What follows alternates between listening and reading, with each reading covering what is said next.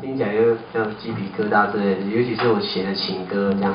所以你听到独乐乐团应该没有情歌吧？没有听过独乐乐团的情歌吧？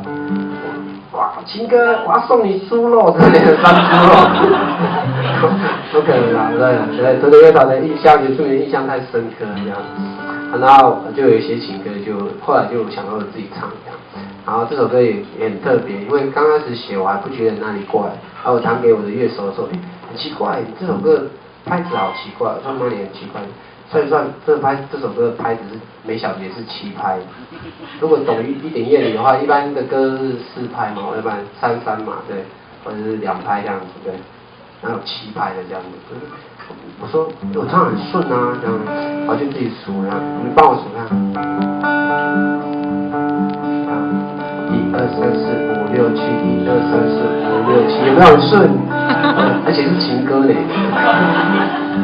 说拍子也太奇怪了吧？我说没有关系，你不要这样感觉奇怪，因为天才写的歌就很奇怪。刚刚发出声音，然后等下你会看到我的乐手一直在数1、2、3、4、5、6、7，我一定要讲他们可能就不会数，他们默默。